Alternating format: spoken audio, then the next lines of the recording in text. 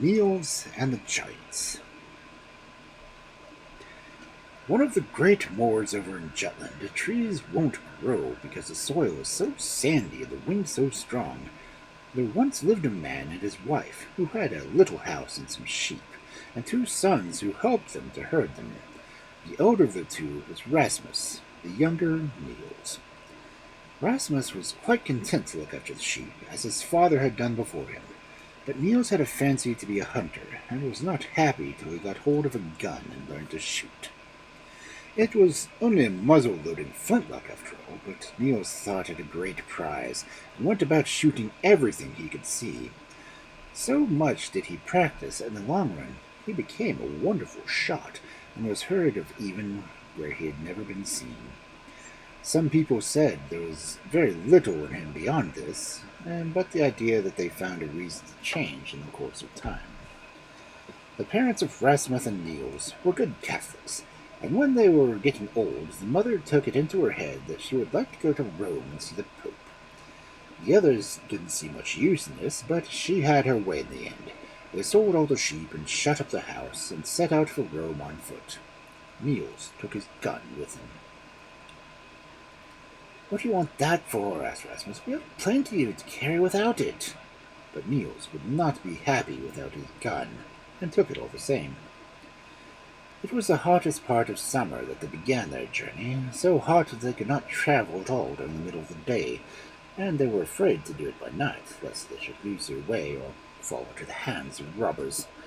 One day, a little before sunset, they came to an inn which lay at the edge of the forest.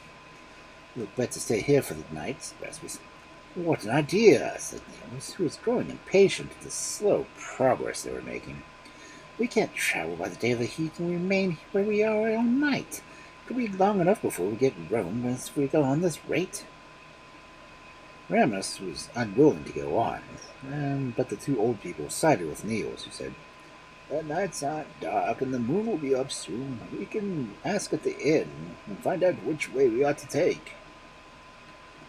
So they held on for some time, but at last they came to a small opening in the forest, and here they found that the road split in two.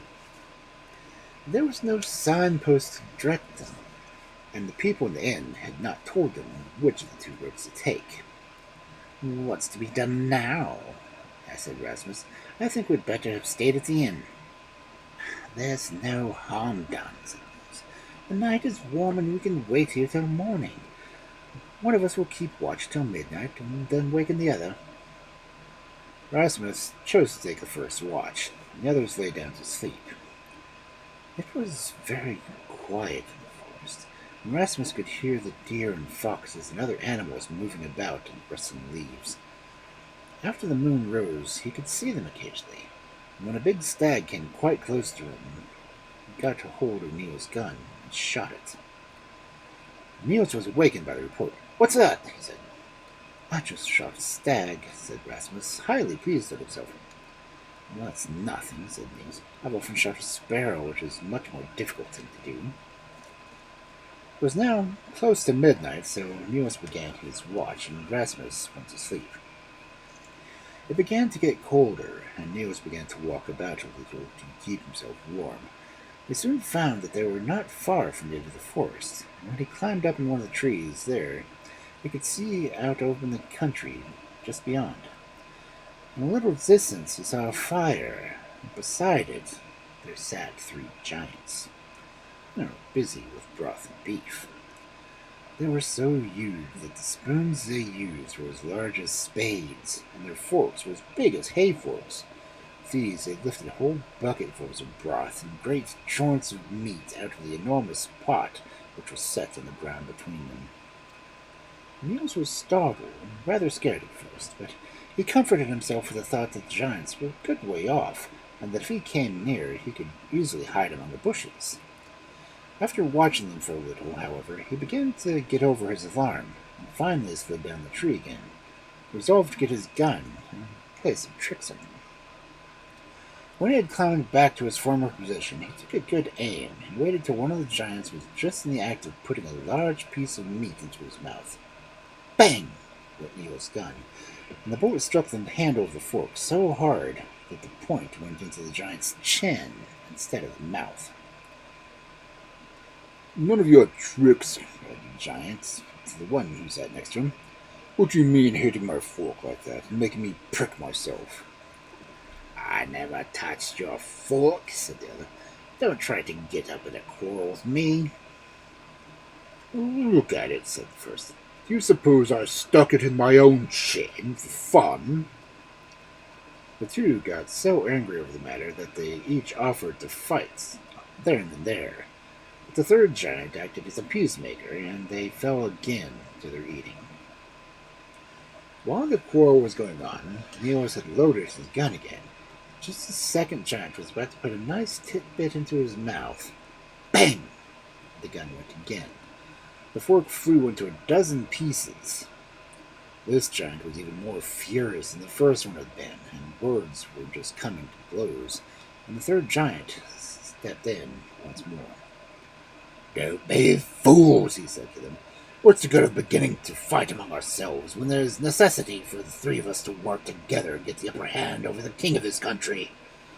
It will be hard enough task as it is, but we'll all be together hopeless if we don't stick together. Just sit down and let us finish our meal. I shall sit between you two.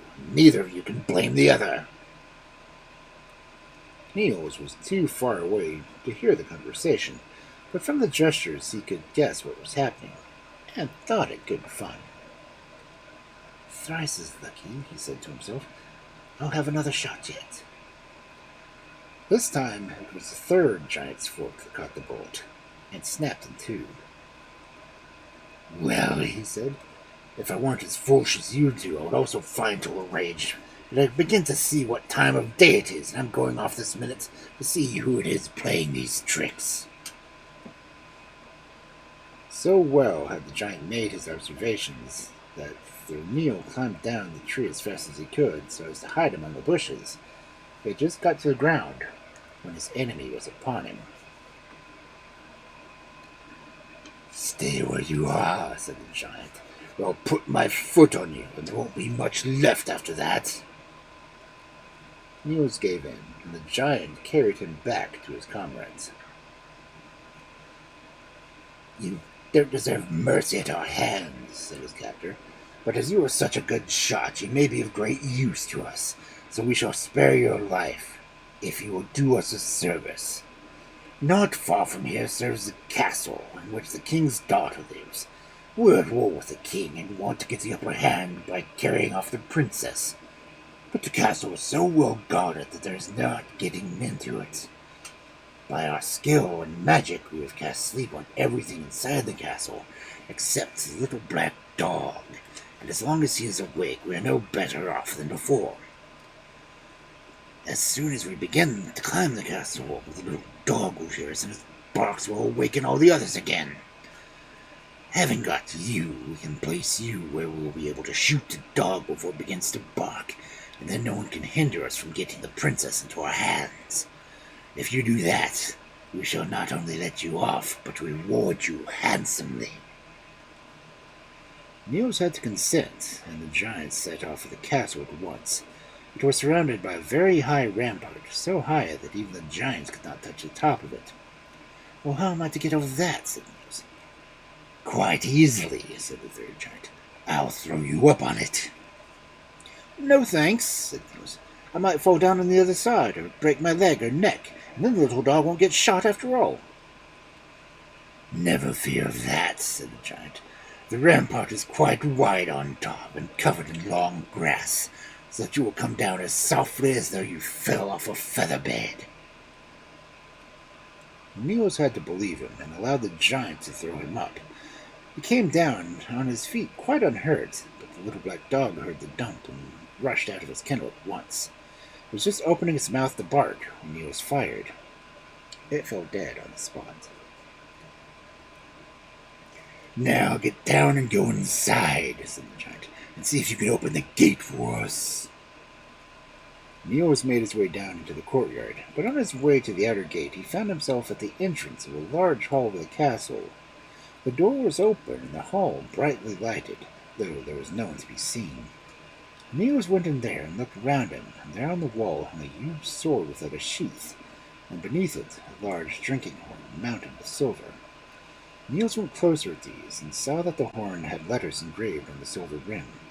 When he took it down and turned it around, he found the inscription: "Whoever drinks the wine I hold can wield the sword that hangs above. Let them use it for their rights, and win the royal maiden's love." Niels took down the silver stopper of the horn and drank some of the wine. Then he tried to take down the sword, and he found himself unable to move it. So he hung up the horn again and went a little further in the castle. "The giants can wait a little," he said.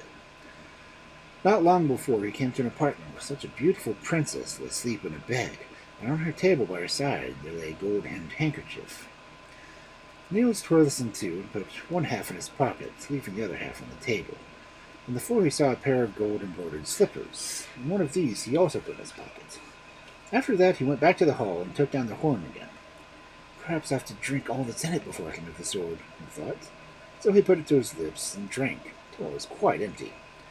When he had done this, he could wield the sword with the greatest of ease, and felt himself strong enough to do anything, even to fight the giants he had left outside, who were no doubt wondering why he had not opened the gate for them before this time. To kill the giants, he thought, would be using the sword for the right. As to winning the love of the princess, that is the thing which the son of a poor sheep farmer need not hope for. When Niels came to the gate of the castle, he found that there was a large door and a small one, so he opened the later. "Can't you open the big door?" said the giants. "We shall hardly be able to get in that one." "The bars are too heavy for me to draw," said Niels. "If you stoop a little, you can quite well come in here." The first giant accordingly bent down and entered through stooping posture. But before he had come to straighten his back again, Niels made a sweep with the sword, and off went the giant's head. To push the body aside it felt was quite easy for Niels, so strong had the wine made him. As the second giant entered, he met the same reception. The third was slower in coming, and Niels called out to him. "Be quick," he said. "You're surely the oldest of the three, since you are so slow in your movements, but I can't wait here long. I must get back to my own people as soon as possible." So the third also came in, and was served the same way. It appears from the story that giants were not given fair play. By this time, day was beginning to break, and Niels thought that his folks might already be searching for him. So instead of waiting to see what took place in the castle, he ran off to the forest as fast as he could, taking the sword with him. He found the others still asleep, so he woke them, and again they set out on their journey.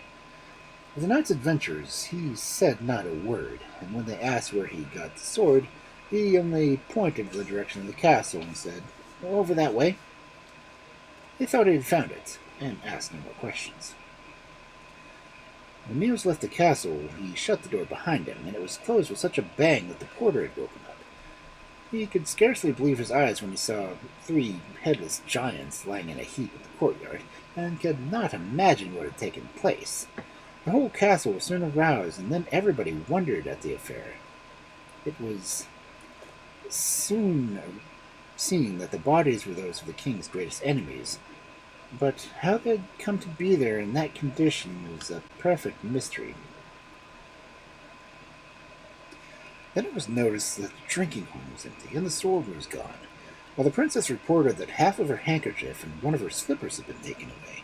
How the giants had been killed seemed a little clearer now, but who had done it was a great puzzle as before. The old knight who had charge of the castle said in his opinion it must have been some young knight, who had immediately set off to the king to claim the hand of the princess.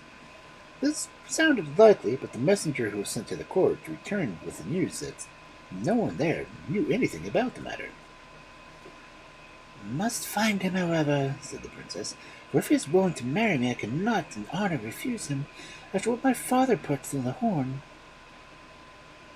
She took the counsel with her father's wisest men to what ought to be done, and among other things they advised her to build a house beside the highway and put a door over with the inscription, "Whoever will tell the story of his life may stay here 3 nights for nothing."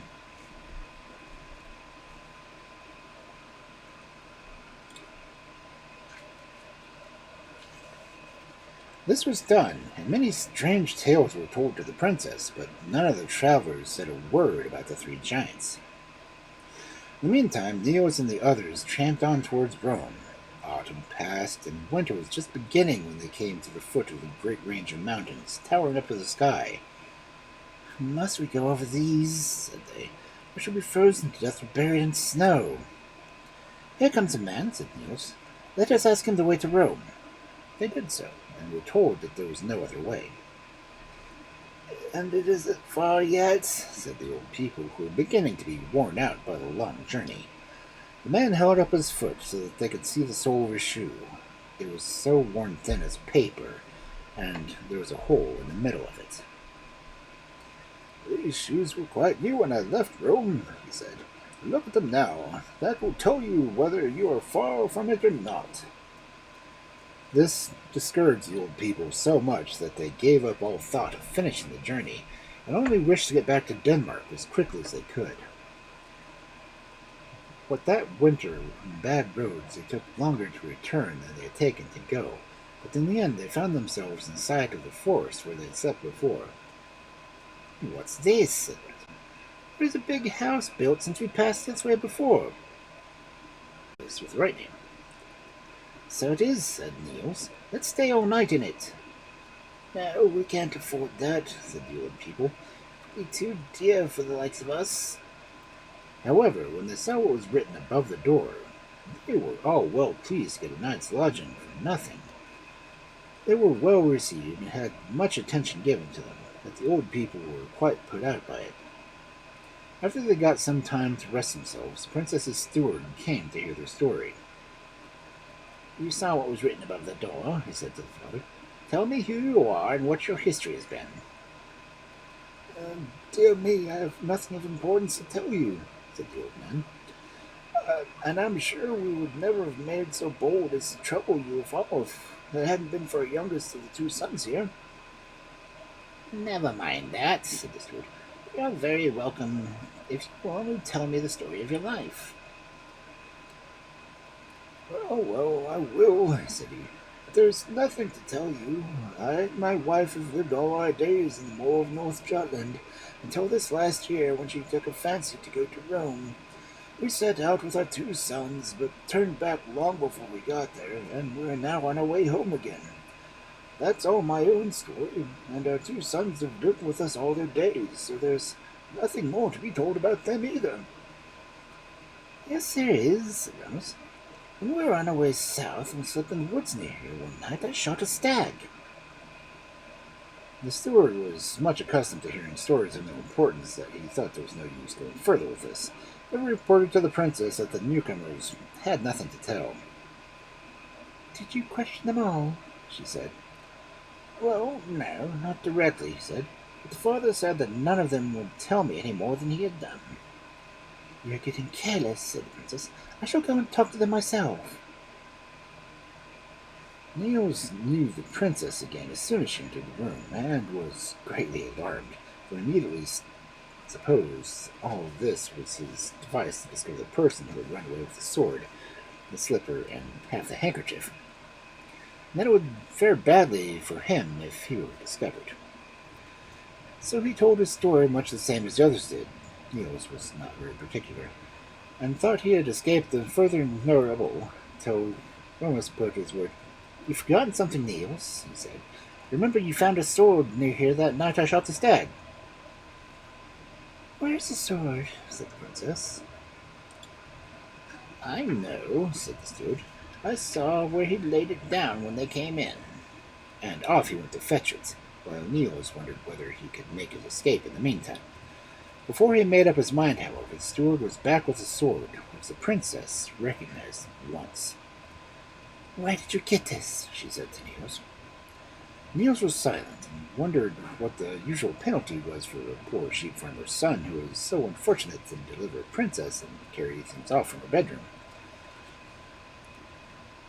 "See what else he has about him," said the princess to his steward, and Niels had to submit to being searched. Out of one pocket came a gold-embroidered slipper, out of another half of the gold-hemmed handkerchief. "That is enough," said the princess. "Now we needn't ask any more questions. Send for my father, the king, at once. Please let me go, said Niels. I didn't so much good as harm, at any rate. Who said anything about doing harm? Said the princess. You must stay here until my father comes.